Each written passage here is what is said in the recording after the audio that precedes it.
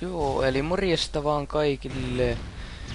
Se olisi tämmöstä ensimmäistä kommentaarivideoa pitkästä aikaa ja pelinä on MV3. Tää on joku noin vuoden vanha gameplay. Noi äänet on ärsyttävät, kun ne soi tuossa taustalla ton pelin. Mä en pysty puhuu kunnolla, no niin. Eli MV3 ACR:llä ja onks noi support killstreakeillä. Ja tää on Moab gameplaytä. Tää oli mun ensimmäinen Moabbi ikinä. Se oli kyllä ilonpäivä, kun mä sain tän. Eli siis tässä on supportit näköjään ja Team Deathmatch ja supporteina on UAV, Sam Turretti ja Stealth Bomberi. Mä en kyllä ollenkaan ajatellut, että mä tästä Moabin saisin supporteilla ja ilman vielä partyä, mutta oli näköjään sen verran huono pelaajat, että mäkin pystyin tosta Moabin saamaan.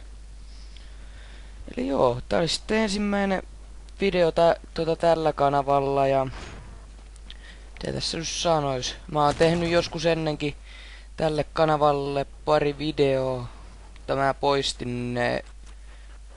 En muista minkä takia, mutta mä en oikein itse tykännyt niistä, niin mä sitten poistin ne.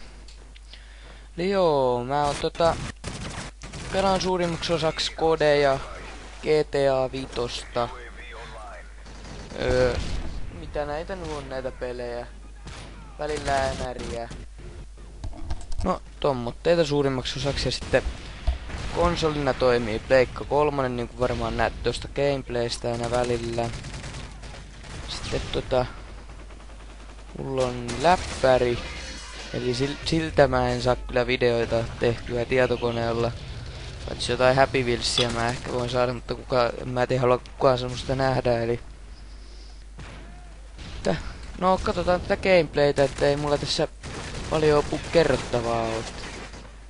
Mä puhun siitä sitten, mistä mua huvittaa. Eli tässä on Pakara-mäppinä. Olisikohan ACR ja mitäköhän perkkeenä tossa olisi ollut? Olisiko ollut Quick Dravi? Quick Drav. Slate of Handy. Ei, taisi olla kyllä Scavengeri taisi olla Slate of Handin paikalla ja en muista yhtään, oliko Assassin niin sitten kolmantena perkkinä ja tää oli joku semmonen 6 minuutin muoppi. Eli mä en ollut saanut tätä ennemmin niin yhtäkään muoppia, mutta nyt mulla on kun mulla on parikymmentä muoppia tällä hetkellä MV3 ja vieläkin pelaan aika aktiivisesti MV3, koska toi PO2 ei oikein iskenyt ja Ghostia mä en oo ehtinyt vielä mennä ostaa, tai ei ollut rahaa. Että tää on ollut tämmönen oikeastaan mun yksi lempipeleistä. Moni ei tästä tykännyt niin kauheasti kun tää tuli, mutta mun mielestä tää oli tosi hyvä kodi.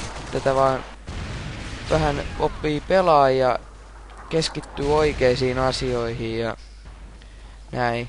Eli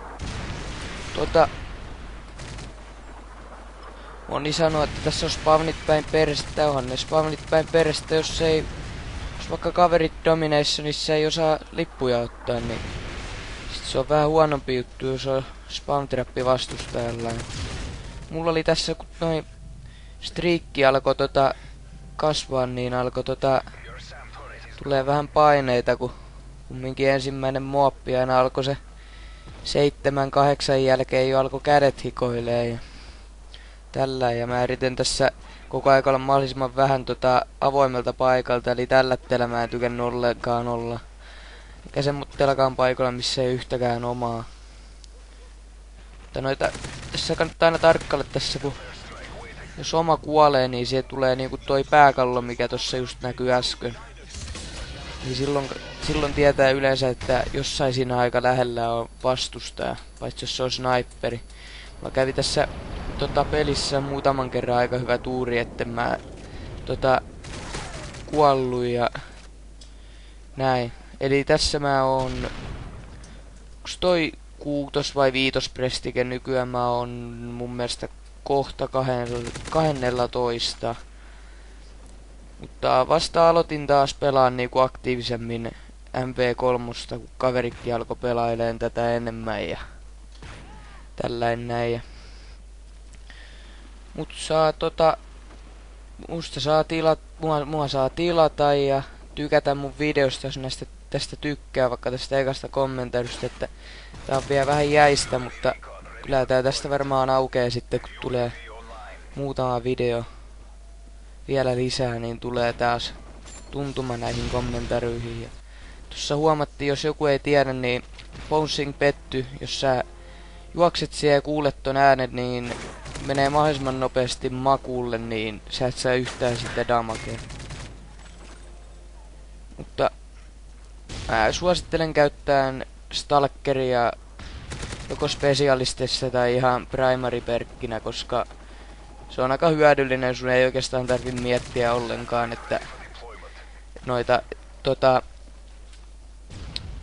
Claymoreja ja IMSiä ja Bouncing Pettyjä ja näitä näin. Ja sitten yksi hyvä on toi Citre Pro, hyvä jos sulla on kuulokkeet, eli sä kuulet vastustajan askeleet lujemmin.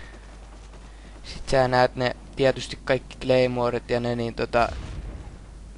tuonne seinien läpi ja kaikki, että missä niitä on, ja sit sä voit varautua, että milloin tulee, ettei juokse sinne. Ja sieltä tuli näköjään muoppia.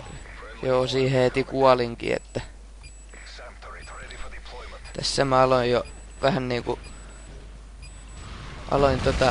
juhlimaan ja oli kyllä hienoa, oli hienoa. Kohta tää mun mielestä loppuukin yhden tapon päästä tää gameplay, eli ei siinä sitten sen enempää. Tykkäilkää, tilailkaa, laittakaa kommenttia mitä tarvii parantaa.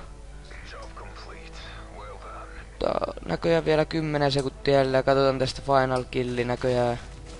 Taitaa olla mun ACR maasta ja sois moro.